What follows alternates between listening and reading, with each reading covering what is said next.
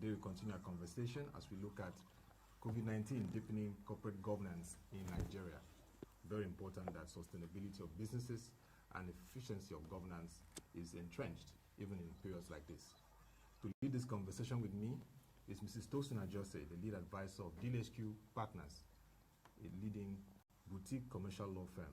Good morning, Mrs. Tosin. Good morning, Otto. Yes, it's nice to be in the studio with you this morning. Yes, nice to have you. And with me in the studio is Mr. Boason Omofaye, CEO of Frontier Africa Reports. Nice to have you, Mr. Boason. Good morning. Thank you. And good morning, Mrs. Ajose. Yeah. Good morning. Happy Friday to two of you as the week wraps up. Thank you. It's been an interesting week. Yeah. Thank you. Yeah. So, Mrs. Tosin, I know that you've been very busy, but just a brief of how the lockdown experience has been for you and the easing, things you've learned and the experience so far. Honestly, it's been a roller coaster for me. I started out dealing with a lot of emotions, going from shock to, coming to terms with the realities of, what we were dealing with, and quickly having to ride out of, where I was to, get into the mode for crisis leadership because, I lead an organization. From then to, rolling out, a plan and a strategy to support, our clients, through this period, and also trying to ensure that, we are resilient in our approach and that we are able to continue to serve our clients with efficiency and the quality that they are used to getting from the organization. So it's been a roller coaster, but we're grateful to be alive. We are grateful for the opportunity to serve. And most importantly, we are grateful that we are still here today. Yeah, very nice to hear that, Mrs. Tosin. So let's go to corporate governance, which is very, very important in our time. If you could give us an overview now of the current Corporate Governance Code that is post-2018, is taking effect from 2020 now. The impact is had so far on the public and private sector, and in this period, what challenges will it face with the COVID-19 likely disruptions? Okay, thank you very much, Otto, again. I think that I would like to start by just setting, the tone by explaining, what corporate governance is, and then talking about, what we have, currently as the framework for governance in Nigeria. So these are basically any set of rules that ensure accountability and fairness and transparency also in the way that institutions relate with their stakeholders. So in Nigeria, we've had quite a history, in terms of corporate governance, but I'll just basically start from 2016. So the government agency that is responsible, for financial reporting and corporate governance in Nigeria is the Financial Reporting Council of Nigeria. Yeah. In 2016, they took an ambitious dive to come up with a set of rules to govern different enterprises within the financial framework in Nigeria, the public companies, private companies, and then the not-for-profits. However, the set of rules sparked, a lot of controversy, within the financial market segment in Nigeria. And of course, very happy to know that, the Financial Reporting Council of Nigeria quickly recalibrated, went back, to look at, the challenges with the set of rules that had been brought out in 2016. And in 2018, we saw them come up with the Corporate Governance Code. And there were a lot of very insightful changes with the 2018 code, which are very, very, worth celebrating or commending the Financial Reporting Council. The first is that it suspended the very controversial 2016 unbundled codes, and it came up with a unified code for all enterprises in Nigeria. That code came into effect on the 1st of January 2020, which also was very impressive. So we had about 2 years to get acquainted with the provisions of the code before it took effect, and there was a lot of stakeholder engagement this time, unlike the previous time. very impressive also is the fact that the FRC in this time adopted an apply and explain principle. And basically what that means is that they recognize very quickly that the level of compliance would vary with the different organizations, depending on their size, depending on their strength, their industry, and their capacity. So what it did was to say, you are expected to comply, but in the event that you're not able to, you have the opportunity to explain, and on a fair basis, there would be consideration to the reasons why you're unable to comply before determining whether any sanction would apply to an organization who is unable to meet, the thresholds for compliance. Another very, very, interesting thing was that even though the responsibility for upholding the Corporate Governance Code and ensuring compliance sat principally with the Financial Reporting Council of Nigeria, they also were able to integrate industry regulators into the process by giving some powers to these regulators to actually be the ones to determine, the extent of compliance that is required in their specific industry, and to determine when an entity has not complied and the penalty that would apply. And Otto, I'm sure you know that the level of compliance that you would expect for a commercial bank that has, all the paraphernalia of corporate governance, they have a board, they have systems and processes and all of that, would differ from what you would expect from a small e-commerce business that is just operating out of their CEO's bedroom. So of course this came in very, very helpful. The code was established on the six globally accepted pillars of corporate governance, which are the board. And when you talk about the board, I think the code principally focused on diversity, accountability, culture, knowledge, and leadership. And it also spoke about, the second pillar, which is assurance.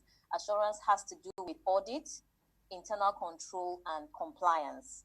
And we also had shareholder relations, which is trying to give priority to the way that organizations relate with their owners. A lot of times the leadership of the organization is often separate from the owners. And so there must be, transparency and engagement, consistent engagement in the way that you relate with shareholders.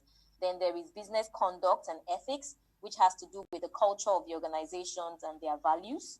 There is sustainability, which I feel is, very, very critical and essential. And it has to do with understanding the ethical impact of your business and your operations on the environment and people generally.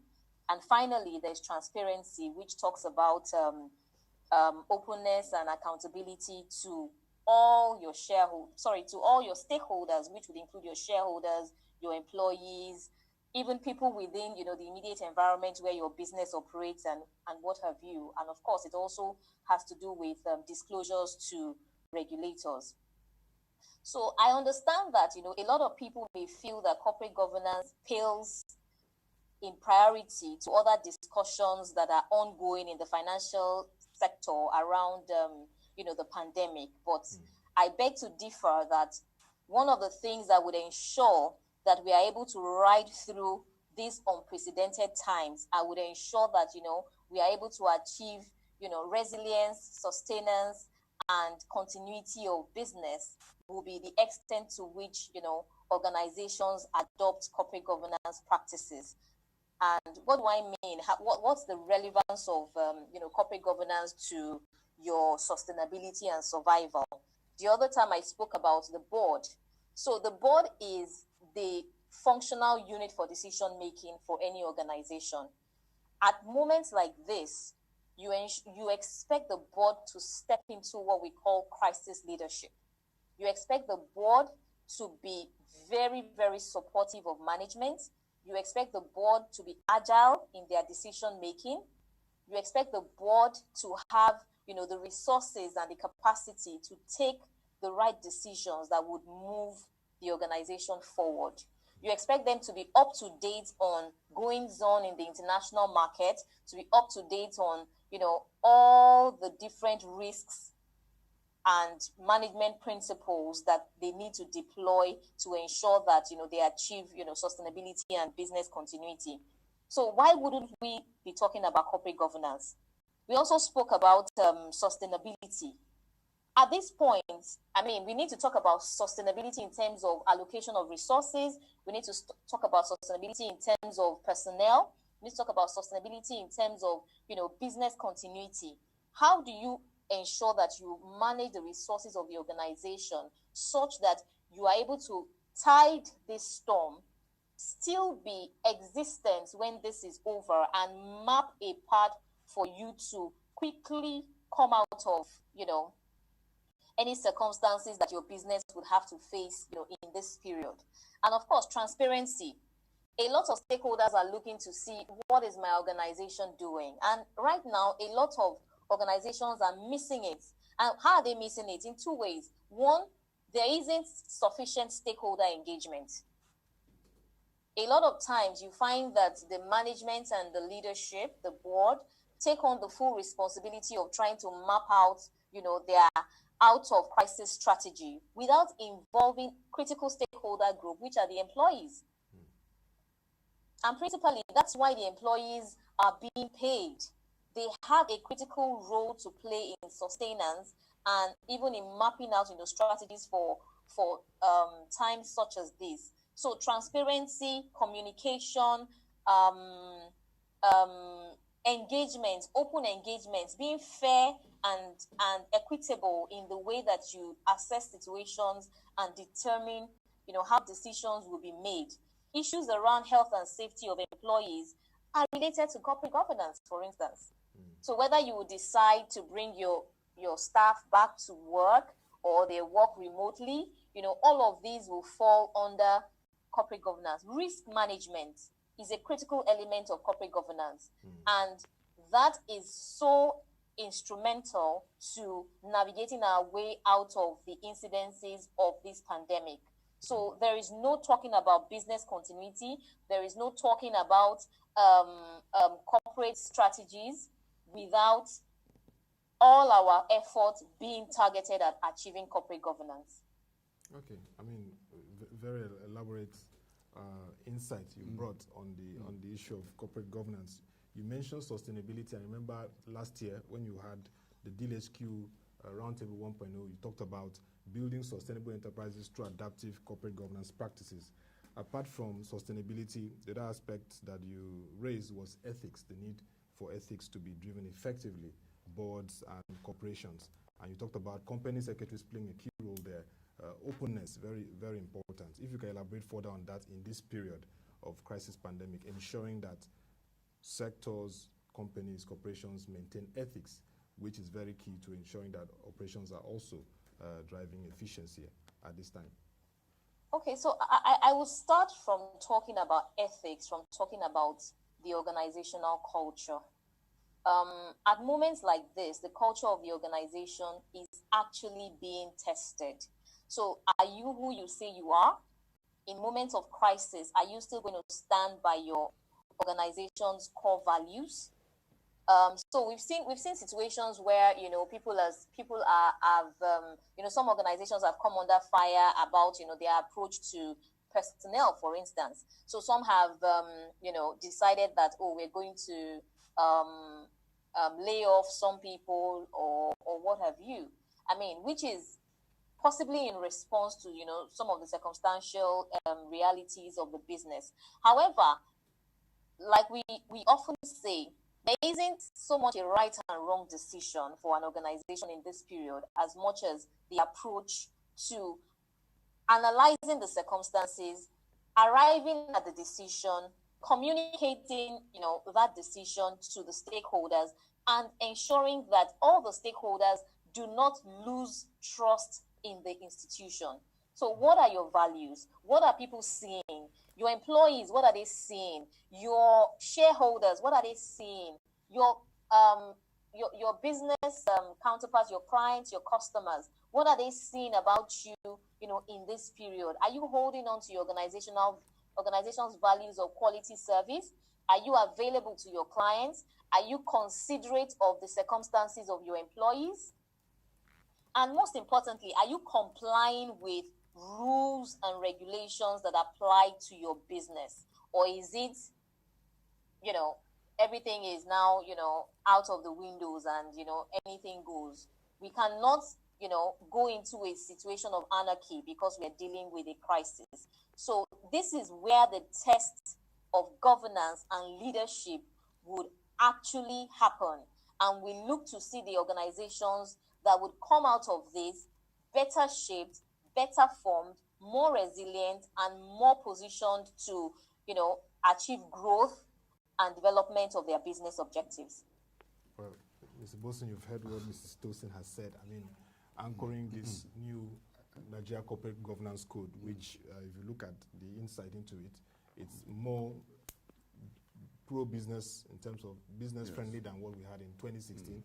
But she emphasizes the issue of sustainability and ethics. I know you cover the financial market widely, and these are very critical issues to entrench. For the financial sector, yes, again, but sometimes when you look at the conversation around out there, and I know one of the major issues that the previous Financial Reporting Council Code of Governance had, 2013 or thereabout, and all that, had to do with the public sector code of corporate governance. Nigerians want to know what happens to taxpayers' monies, to public institutions, key public institutions. Yesterday, the government just announced the reconstitution of the board of NBET, the bulk electricity trading company, which was a successor, one of the successor agencies of a PHCN. So you're talking about board here for public institutions. So I'm a little bit interested in Mrs. Ajose's views on when we talk about corporate governance for public institutions like the NNPC, for example, the Nigerian Port Authority, and others, Federal Inland Revenue Service and key agencies like that, the NNPC, yes. Yeah, so folks what are these folks doing there? What about that part of corporate governance? Because it looks like since Jim Obaze's Financial Reporting Council, when that part was exhausted from that document, I'm not sure if the new one really has the public sector code of corporate governance back in it. What's that state? What do you know about that? You can tell us, madam. Okay. I don't know that any particular enterprise or corporation has been exempted from this 2018 code that came into force in January of this year. Unfortunately, this is the test year for the rules. 2020 would have been the first year that we would see how the new inclusions in the rules will play out in the market. But I suspect very strongly that there will be a lot of clawback on enforcement. Because, I mean, when people are just trying to get accustomed to a new regulation and they are faced in the first quarter of the year already with a crisis that is global, the expectation is that it will take a longer while for, the effect of these, of the corporate governance rules to actually settle on both public and private corporations. However, I think that government has a responsibility to lead by doing. I think that it's not excusable if we cannot see demonstration of the pillars of corporate governance in the way that our public corporations run their affairs. It's actually very sad that, in this period, I have monitored and looked at the way that the public sector has responded to, the pandemic. One of the things that, was on my mind in the first week of the lockdown was to ask, questions around, is government still in business? And what really happens to us that transact business with ministries, departments, and agencies. So we saw on the top level, decisions to say, okay, everybody sits at home. Initially, they said maybe level 12 and upwards, continue to go to work. But there's a critical difference between private sector response and public sector response, which I'm sure that a lot of us are very, very, it's very glaring and obvious to a lot of us. Private sector was quick to say, oh, let us roll out our business continuity strategies and plans. Let us, adopt, a digital transformation or a digital strategy that allows us, to continue to serve our customers, even when we're told to sit at home. And if you were in essential services, you're also trying to, quickly come up with, a strategy that allows you to continue to function effectively. We didn't see, our counterparts in the public sector doing, the same thing, except the few regulators that work very closely with the private sector, like the SEC, Securities and Exchange Commission, the Corporate Affairs Commission, the Central Bank, and, those ones that are so deeply entrenched in the affairs of the private sector. And it was majorly because they knew that they had to continue, to serve the sector, or that they were a critical enabler to, even the strategies and the structures of the private sector being able to, be rolled out efficiently. And even for some of these ones that are very critical to the private sector, we also saw, a lot of delays. I don't want to name names here. There were organizations that were saying, oh, we have a strategy meeting in April. And I'm like, okay, but this is a crisis. You're saying you are going to have a strategy meeting in April. You should have an emergency meeting immediately, and then, roll out, your plan for business continuity. So, we saw a bit of this, and let me quickly talk on some of the things that I think we expect ministries, departments, agencies, particularly regulators, to be doing in this period. I think the first thing is we expect them to be available. And availability is relative. Whatever works, however you are able to meet the needs of your clients or your customers, please be available. Communicate to your stakeholders. How can you be reached? Do you have a website? If you have a website, do you have emails? Give us names and numbers of officials that are responsible for different aspects of your business. I think the other one is make compliance easy for private sector and create efficient channels for communication. So if I need to send in an application for a waiver or an approval, or I need to submit a document for filing, please ensure that your online systems are working. Ensure that somebody is reading the emails. If you put a number on your website, please ensure that the number is working, that we can actually call the numbers and somebody would pick up the numbers. Ensure that your responses are agile. Ensure that you have empathy for the private sector. Delays are very costly. So if somebody is trying to do something and they put in an application and they send it via an email address that is on a website, please let us get a response the next day to say, we have received it, we are working on it. It gives some comfort. 2 days time, let us get another email giving us an update on where we are with that. And for the ones that have online channels, please get support where necessary to ensure that your online channels are working and working efficiently. The private sector is doing this. The leadership of private enterprises are not having sleep. They are working hard to ensure that their systems are working and they are able to continue to provide service. We expect nothing short of, public enterprises and organizations. I can feel you here, Mrs. Ajose, because without mentioning names, there had been very serious setbacks with certain government agencies that hitherto had said that they run 24/7 online services, and you can reach them at this point in time. Legal experts, other legal practitioners like yourself want to make certain requests or applications, and the online is down. Again, because as I said on this show, I think last week or so, also that, look, the idea that e-governance or e-government is still near ground zero in Nigeria as we speak. And I did say it here that apart from a few ministers or MDA head of agencies, there are hardly any others who can work from home. Yes, they can connect, but again, below the line, they can't really function from home because everything is in the office. The file cabinets are in the office.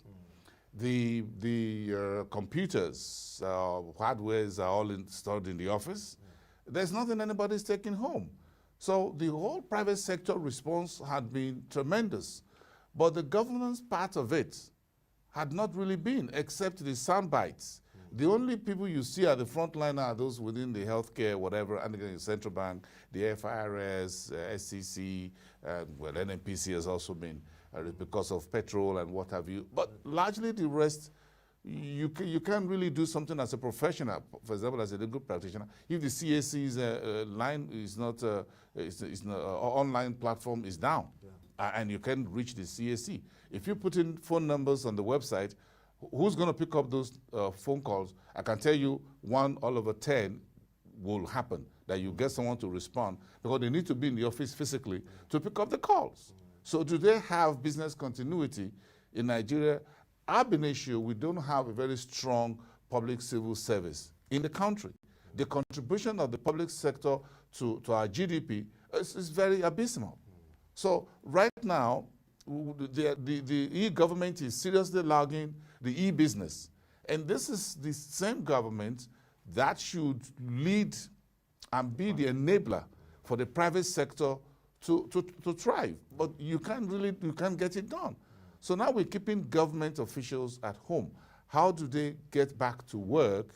And we mentioned this yesterday on this same show, that we need to find a way to get them back to work one way or the other, because government business is gradually grinding to a halt. You're asking businesses to go out, but they need permits. They need to renew certain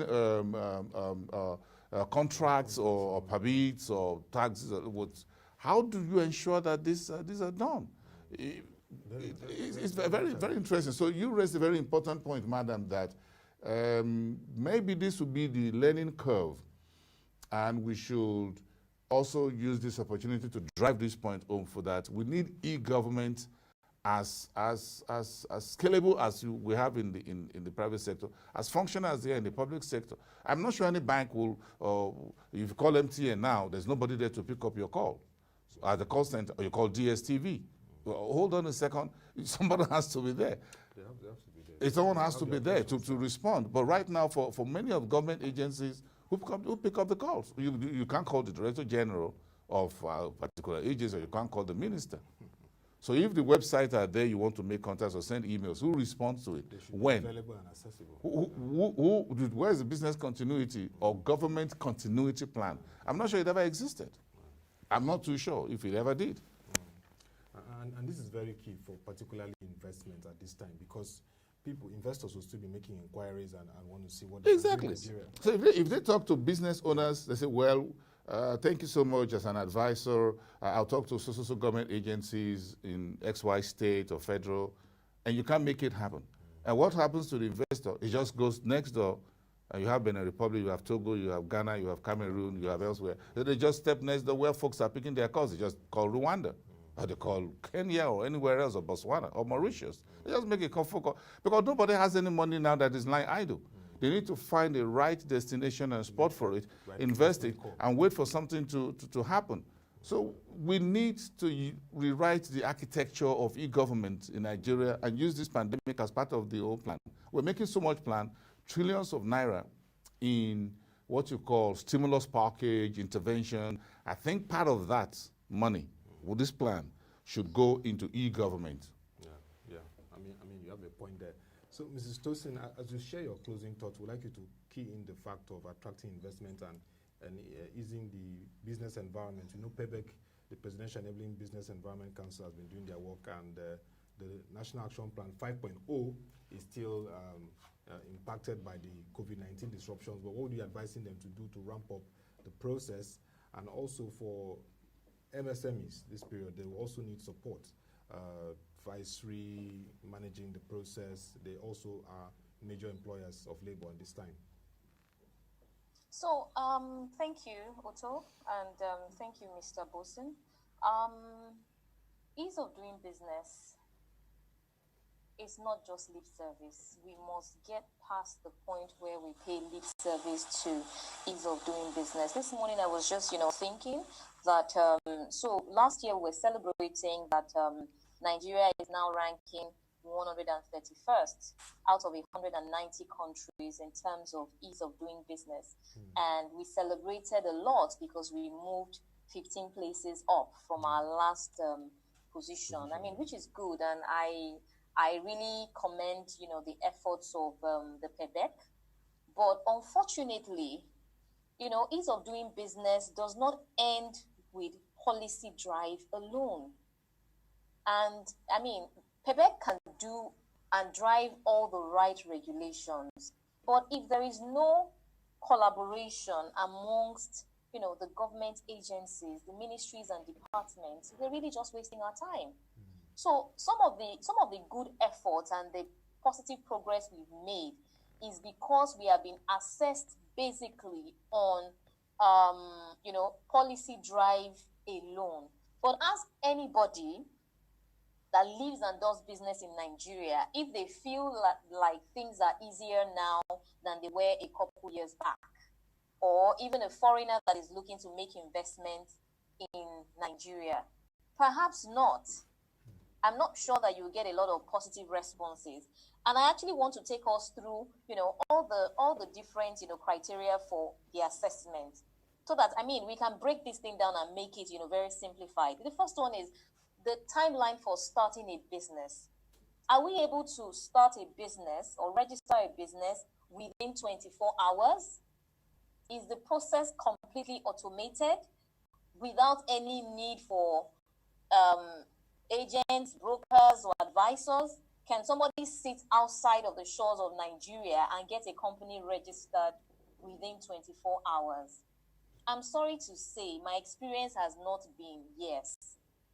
And I do a lot in this space. I cannot count how many times I have successfully registered a company within 24 hours.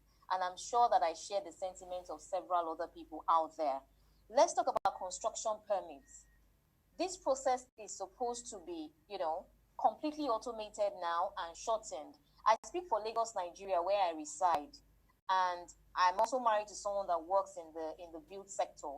I'm not sure that anybody can process end-to-end a construction permit online. I'm not sure that that's happening. Electricity. So we're saying that now in Nigeria, it's easier to connect to the national grid if you have a new asset or a new property. But really, connection to the national grid does not enhance business. What enhances business is availability of electricity. That's what makes business easier. Then we talk about trading across borders. Last year, we had a major situation where government, locked up our borders, and a lot of people were not able to transact, businesses with, neighboring countries, particularly in the informal sector. Which, I'm told that is because, we're trying to curtail, smuggling in and out of products. But I don't know whether that's enough price to pay for killing, our cottage industries and making it difficult for them to transact businesses. Nigeria is not an island. It's not possible that we can try to be self-sustaining, but at the same time, we must continue to collaborate and do business with our neighbors. That's how it works, And then the final thing is enforcement of judgment. I don't even think I need to say anything about that. I don't know if it's easier, I don't know if anybody finds it easier. I really don't know, except if they're not dealing with Nigerian courts and maybe they're looking at, some other, way of dispute resolution. So what do we expect? The first thing that we expect is that the ease of doing business strategy should be inclusive of the informal sector. Okay. Not just the formal sector alone. 90% of the Nigerian business environment is informal.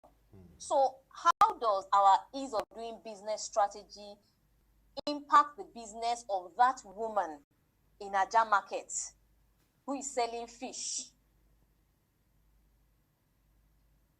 And I have a few suggestions. I think that whatever we're doing, there should be interventions for the informal sector. The other day I was on a webinar and somebody was talking about adoption of anchor schemes. So you say that these informal people, oh, they're not structured, they're not this, they're not that. Do you have some anchors that you can, designate, to reach out to these people and actually provide the needed hand-holding for them to upskill, uptool, and actually improve their business? Can we do something like that? I know that we do all the trader money and what have you, but I mean, how many people can we realistically reach with those kinds of interventions? I think the other one is, ease of business location and the cost of doing business. So in a market, you have a woman that has a small table where she sells her wares. She has to deal with the local government. She has to deal with the Yaloja. She has to deal with the council, the local government council. She has to deal with the area boys. And every day she's paying taxes to several layers of people. It's not recorded. Government doesn't even know what is going on. But these systems are entrenched and they've been there for so long. So a woman that is going to make 2,000 naira profit in a day ends up spending 800 naira paying taxes that are not even recognized, or accounted within our financial system. Then we have organizations, MDAs like the Corporate Affairs Commission. They have regional offices. We are hearing, oh, they're not registered. That's why they cannot benefit from interventions. They are not captured in the system. Can we have some of those people that are collecting taxpayers' money leave their office and go into these sectors and actually support these people? Take the forms to them, guide them, tell them the benefits, take them through the process. They're not going to come to CAC in Ikeja or Yaba to come and say, they can't even speak English. But we can still support them nonetheless, So we should create channels for self-service for this kind of people. Let's use USSD systems. Most of them have, phones, they can send text messages. Do enlightenment in local languages. Tell them to send a code to XYZ if they want to get XYZ. After all, they all did BVN. So it's not impossible. And then on the larger scale, I just want to mention a few things before I run off. I think that government should develop strategies now. We should not lose the opportunity of this pandemic. Automate government processes. Let's look for ways to achieve quick turnaround. Sometimes, you start an application. Some of these things are not rocket science. And you are on an application for 1 year, 12 good months, on a process that in other jurisdictions take 24 hours. They are automated and contactless. Then I have to spend resources to go to the government department in February. I go again in April. Auntie, please. Auntie, please. We don't want to do auntie, please anymore. We don't want to do that. Yeah, we don't want that. We just want to get, things done. Let's try to eliminate the use of cash and physical contact where possible. That is how to kill corruption within the system. Eliminate cash and physical contact so I don't have to do auntie, please. When I send my application online and I make my payments, let me just call a customer service line and say, I put in this application on the 21st. I haven't got any feedback. Can I please confirm what is going on? Don't let me go to auntie and say, auntie, please, or uncle, please. And they'll say, DG. That file is under DG's cabinet. And DG is on leave. Sometimes these things are lies. They just, fabricated, to frustrate people. But that's what we deal with. And I just wanted to, paint the reality of the picture because that's exactly what it is. And then simplify processes. Simplify processes. Why did it take me 9 months to process my voter's card? Some people gave up. I didn't, but I know what it cost me. How many productive work hours I put into chasing my voter's card. It doesn't happen anywhere else. And of course, reduce the need for middlemen. even when those middlemen are lawyers, if it's absolutely unnecessary, let the process move seamlessly. Yeah. We will make our money from other things. I hope I've not overtalked. No, I mean, you've highlighted those key issues. I mean, thank you so much. Short closing word from you, Mr. Boason. I think the shortest closing words I would say is thank you, because you spoke my mind on a basket or a portfolio of issues, and just a very short closing words. Yeah.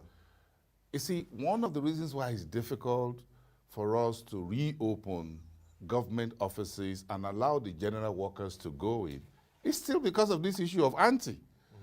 If you open, and I'm going to keep using Lagos State where I reside, if you reopen Alasa Secretariat today, imagine the volume of people that will throng the gates of Alausa because they want to do one or two things within that place. Yeah. Now imagine so the government is worried about the spread of the virus. Yeah.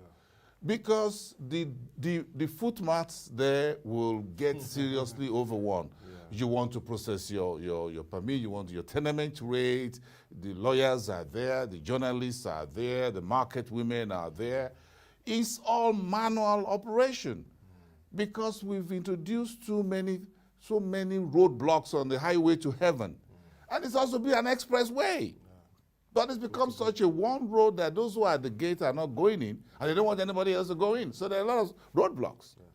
So how do we ensure to clear those roadblocks? What's the need for auntie or uncle when all you need to do is to get if you have a child born in the US, for example, Otto, all you need to have a passport, a US passport for that baby, it's just to the post office. You don't need to go to immigration office or go to customs. You go to a post office, and you get it in 24 hours or 3 days, max. And that's a foreigner. Yeah. But in Nigeria here, how long does it take me to get a Nigerian passport as a full-blooded Nigerian? These are the problems. We love middlemen. We love too many roadblocks to good governance, to public service, to everything, such that right now it's becoming difficult for us to reopen government offices that we shut down because we are scared that once you reopen, people will be queuing up, sitting everywhere, looking for their files and everything. Hands will have to touch hands, nose will have to touch nose. Social distancing will be difficult to implement if you reopen government offices today. Wow. Now, that is a problem. So everyone is scared of how to reopen. Look at, we reopen banks on Monday. Look at what happens. If that could happen in the banks. Imagine when you reopen local government and state government offices or secretariats. It's going to be bedlam. Wow. Because everybody now has something to do. They're just waiting for government to reopen because they can't reach anybody by phone calls. Files are not available online. So you need to go there and say uncle, auntie when we reopen. It's a very serious business. That's my parting shot. Thank you. Well, thank you very much, Mrs. Tosin Ajose, lead advisor, DealHQ Partners. Thank you very much for your insightful contributions on the need for the Corporate Governance Code taking effect 2020 to be deepened. Public sector must play its part, even as the private sector is doing it, and also the need for ensure that the ease of doing business is not just in the policy term, but it's collaborative amongst all government agencies, and it's deepened to incorporate and integrate the very critical informal sector. Thank you very much for your contribution. Thank you so much for having me. I thoroughly enjoyed the conversation. Thank you. Thank you, madam. It was also nice having you, Mr. Thank Boason. you. Thank you very much. And have a great weekend, madam. Discuss this very interesting topic. That will be all for our market review, where we discussed today deepening corporate governance and also the ease of doing business in Nigeria amidst the COVID-19 pandemic. We had Mrs. Tosin Ajose, lead advisor, DealHQ Partners, and also here in the studio, we have Mr. Boason Omofaye, CEO, Frontier Africa Reports. We'll continue this conversation next week. You can join our website, www.proshareng.com, to get all the news stories, market reports, and videos this period that will give you incisive information to make that right decision. Till we come your way again, thank you for watching. Have a nice day and stay safe.